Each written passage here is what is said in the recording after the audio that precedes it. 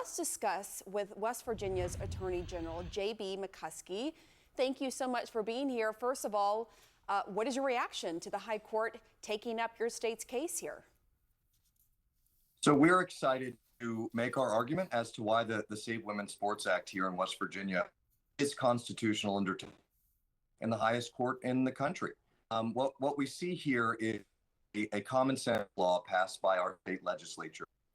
Women and girls have a fair playing field to showcase their talents and all the hard work that they put into these sports. And we're very excited and very bullish on our chances of winning at the High Court. You say it's unfair to let transgender athletes compete against women and girls. And to be clear, polls have consistently shown that a strong majority of Americans oppose allowing transgender women and girls to compete in female sports. Can you explain why you think that is? And this isn't about polling for us. This is about fairness. And the reason is so intensely common sense that it's easy to make this argument, right?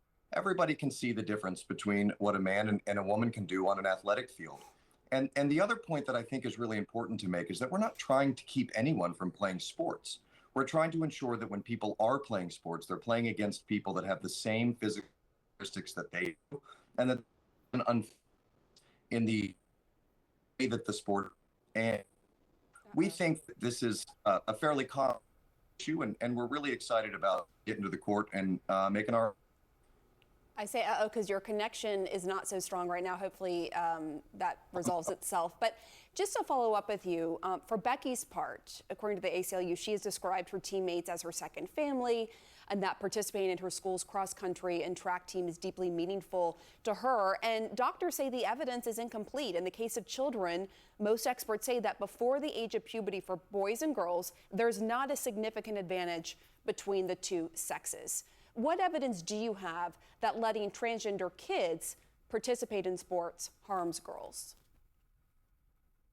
Well, I mean, I think the evidence is it with my eyes. I mean, I have two girls that play very competitive sport, and I've seen just from my own personal experience that even as early ages 8 and 9, that the boys have a very distinct athletic advantage over the girls.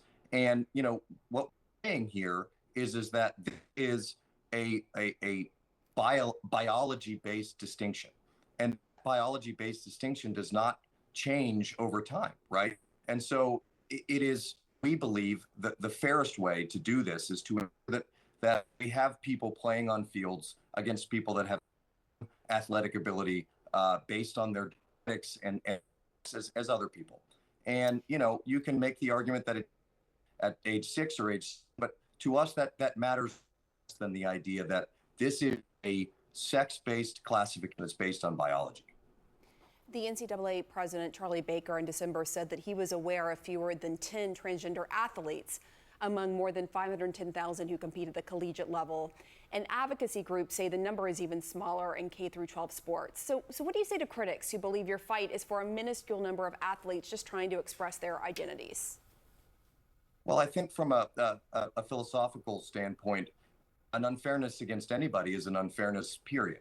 But I think what you're seeing, like places at the University of Pennsylvania, is that everyone is starting to understand that Title I design lift and raise women and girls to a playing field with men.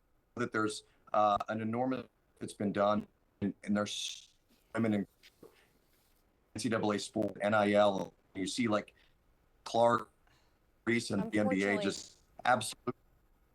Yeah, unfortunately, we're having a hard time hearing you. So I just want to note that their connection isn't very strong, but I do want to read the ACLU. I'm so sorry about that. That's okay. It's the tech gods. They're not liking us today. But let me just read this ACLU statement, make sure we get this out there. They say, quote, trans kids play sports for the same reasons their peers do, to learn perseverance, dedication, teamwork, and to simply have fun with their friends. Categorically excluding kids from school sports just because they are transgender will only make our schools less safe and more harmful places for all youth.